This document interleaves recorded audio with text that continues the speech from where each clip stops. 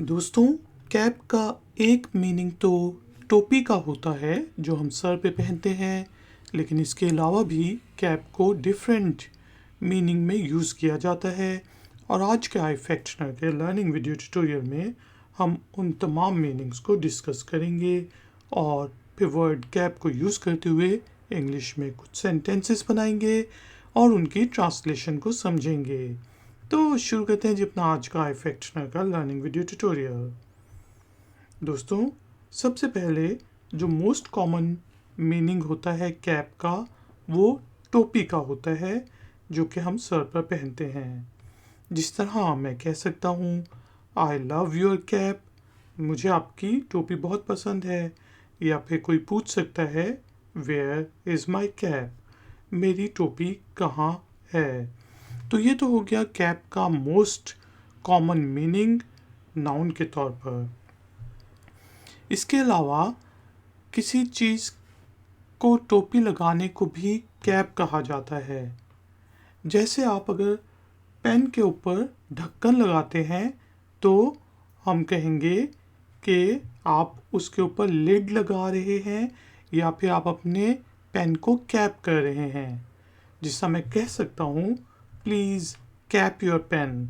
तो यहाँ पे इसका मीनिंग क्या है, मैं क्या कहने की कोशिश कर रहा हूँ कि अपने पेन के ऊपर ढक्कन लगाओ। Put a lid on your pen या प्लीज़ कैप योर पेन। इसके अलावा दोस्तों, जो कैप का वर्ड है वो एब्रीविएशन के तौर पर भी यूज़ होता है। जैसे हम पूछते हैं कि यार इस मुल्क का कैपिटल सिटी कौन सा है, तो कैपिटल सिटी को भी कभी कभार कैप कहा जाता है। इसके अलावा कैपेसिटी के लिए भी हम कैप का वर्ड यूज़ करते हैं कि यार इस थर्मस की कैपेसिटी कितनी है, कि इस थर्मस में कितना पानी आ सकता है। तो हम कह सकते हैं कि इस थर्मस का कैप क्या है। इस डैम की कैपेसिटी कितनी है, इस डैम की या इस डैम का कैप कितना है। इसके अलावा भी आपने देखा होगा कि हम एक वर्ड यूज़ करते हैं कैप्स लॉक ऑन कर दो जब आप टाइपिंग कर रहे होते हैं। तो कैप कैपिटल लेटर्स या एक कैपिटल लेटर की शॉर्ट फॉर्म होगी कैप और एक से ज़्यादा कैपिटल लेटर्स की शॉर्ट फॉर्म होगी कैप्स। तो इसीलिए लैपटॉप पे और मोबाइल फ़ोन्स के ऊपर और कीबोर्ड वगैरह पे कैप्स का बटन होता है। इसके अलावा कैप को जो है वो हम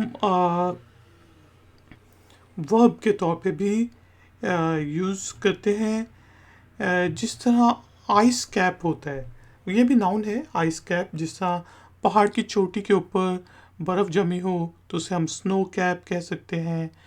और आइसबर्ग के ऊपर जो उसका ऊपर का हिस्सा होता है उसको भी हम आइसबर्ग की कैप कहते हैं। इसके अलावा जो किसी चीज़ के ऊपर रिस्ट्रिक्शन लगाने को भी कैप कहा जाता है। जिससे मैं कहता हूँ कि यार हम जो है अपने एक्सपेंसेस को कैप करेंगे, हमें अपने एक्सपेंसेस को कैप करने की ज़रूरत है। तो इस चीज़ को हम इंग्लिश में कहेंगे we need to cap our expenses. कि ये नहीं है कि बस अंधे धुनी हम जो है खर्चा करते जाएं, बल्कि we need to cap our expenses, कि हमें अपने अखराजात के ऊपर, एक्सपेंसेस के ऊपर लिमिट लगानी चाहिए। तो दोस्तों, उम्मीद है कि आपको इंग्लिश के वर्ड कैप का मीनिंग समझ आ गया होगा। टाइम हुआ है एक्सरसाइज का। एक्सरसाइज के तौर पे आपने इंग्लिश के वर्ड कैप को यूज़ करते हुए इंग्लिश में एक छोटा सा सेंटेंस बनाना है और उसे नीचे दिए गए कमेंट्स बॉक्स में पोस्ट कर देना है। अगर उस सेंटेंस में कोई गलती होगी तो मैं पॉइंट आउट कर दूंगा। इस तरह दूसरों का भी फ़ायदा हो जाएगा कि उन्हें और भी एग्जाम्पल सेंटेंसेस मिल जाएंगे वर्ड कैप को यूज़ करने के लिए। अगर आपको ये वीडियो पसंद आई है तो लाइक का बटन ज़रूर प्रेस करें, वीडियो को शेयर करें और अगर आप नए हैं तो चैनल की सपोर्ट के लिए और नई नोटिफिकेशंस के लिए चैनल को सब्सक्राइब कर लें। मिलेंगे एक और नए वीडियो ट्यूटोरियल में। Until then, take care, keep learning, keep enjoying. Good day. Like, share, subscribe Hi, Fechner.